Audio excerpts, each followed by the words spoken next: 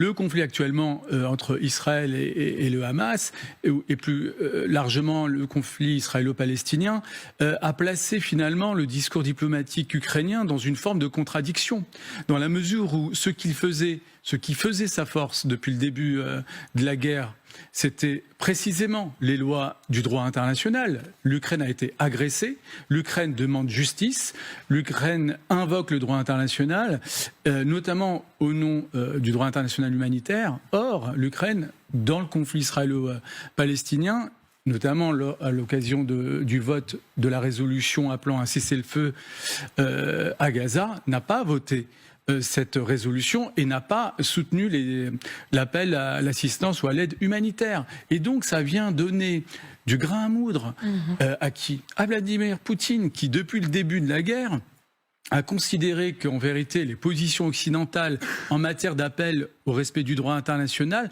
étaient étaient artificielles et qu'en réalité elles dépendaient de leurs intérêts, et ce qui vient d'être illustré parfaitement. Et si je le dis, c'est parce que précisément ça pèse sur notre capacité à peser dans ce conflit face à la Russie. La Russie essaye de déconstruire l'ordre international, à remettre en cause notre confiance dans le droit international.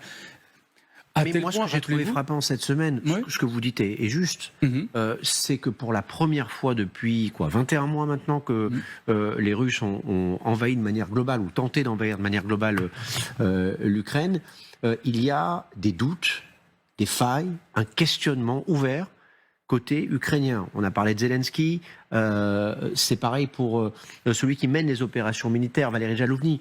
Il parle d'impasse pour cet homme qui est un véritable héros en Ukraine, qui est parfois opposé à Zelensky, tant il est admiré. Qu'est-ce que cela nous dit sur le climat dans votre pays ? Je suis française. Oui, pas votre pays, non, votre pays indirect, on va dire. Voilà. Moi, je pense qu'on voit bien qu'il y a comment on appelle ça ? Il y a des fronts ouverts partout. Il y a une déstabilisation, et ça, on l'avait dit dès le départ, que Poutine, il est là pour justement,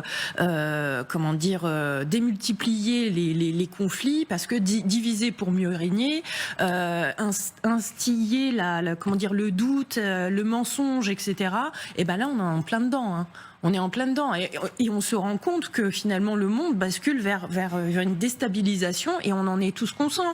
Et on voit bien que les Ukrainiens voient qu'ils ne sont plus évidemment les seuls à pâtir de cette déstabilisation mondiale. Et forcément ils ont peur, parce qu'ils sont plus devant. On ne va pas avoir forcément les armes qu'on demande. On n'est pas prêt nous-mêmes à nous défendre. Donc forcément, quand on voit que ses alliés sont déjà démunis, on se pose des questions, forcément. Donc les Ukrainiens sont évidemment presque déstabilisés, mais ça ne veut pas dire qu'ils vont pas aller jusqu'au bout. Ils n'ont pas le choix. On n'a pas le choix que de se défendre, et de défendre la liberté de l'Ukraine, mais aussi de l'Europe. Oui, sur l'absence de choix, on l'entend bien, on le conçoit bien surtout. Le problème, c'est la différence avec le début de la guerre. C'est le discours de Poutine qui nous semblait irrationnel. On avait du mal à le suivre et à saisir sa rationalité, comme on dit. Là, on commence à avoir du mal à suivre en fait Zelensky, qui parfois n'a pas l'air d'avoir prise avec le réel. Et c'est ça qui, de mon point de vue, est problématique. Vous pensez à quoi précisément ? Lorsqu'il considère que forcément l'Ukraine va gagner, et c'est plus une croyance qu'une conviction fondée sur des faits tangibles, notamment, encore une fois, par rapport à l'évolution du contexte international, par rapport à des alliés, je pense aux États-Unis, qui, d'un point de vue des perspectives à venir, à court terme, élections américaines, choix budgétaires, ne sont pas favorables à un soutien aussi inconditionnel en faveur de l'Ukraine. Il pourrait non pas alors afficher des doutes, mais du moins changer de tonalité. Olivier Védrine, j'aimerais qu'on, rapidement, si vous le permettez, parce qu'il y a beaucoup de choses à dire, on passe au sujet suivant. Il concerne toujours Zelensky, parce qu'il y a une élection présidentielle prévue en Ukraine l'année prochaine, normalement. Écoutez ce que dit le président ukrainien à ce sujet, on en parle juste après. Je suis prêt pour les élections Enfin plutôt, nous sommes prêts. Si c'est nécessaire, évidemment. Pour notre peuple tout d'abord. Pas pour quelqu'un d'autre, mais pour notre peuple. Bien sûr, faisons-le. Alors, pour notre peuple, évidemment, il y a un débat. Qui dit élection, dit campagne, dit bureau de vote, dit comment on fait voter les soldats, quid des territoires qui sont occupés par les Russes. Ça, c'est vraiment une question épineuse. Si l'élection a lieu, c'est terriblement difficile à organiser. Et si elle n'a pas lieu, on sait que politiquement c'est compliqué pour Zelensky, qui par certains maires, je ne vais pas citer le maire de Kiev, mais certains disent on vit dans un État autoritaire, Zelensky contrôle tout, on ne peut rien faire, la démocratie est en danger en Ukraine. Qu'est-ce qui va se passer, qu'est-ce qui peut se passer? Alors, il y a une loi martiale, et normalement la loi martiale empêche les élections présidentielles. Mais apparemment, on pense quand même à faire ces élections présidentielles. Je pense qu'il faut faire les élections présidentielles.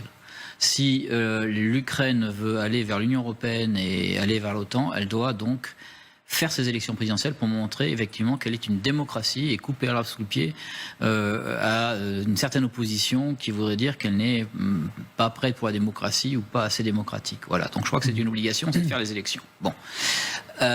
Pour montrer justement cette convergence avec les idées de l'Union européenne. Maintenant, oui, c'est une faiblesse cette campagne. Et les appétits maintenant se montrent. Vous parlez du maire de Kiev. D'autres aussi sont en lice. Certains sont prêts d'ailleurs à brader les territoires.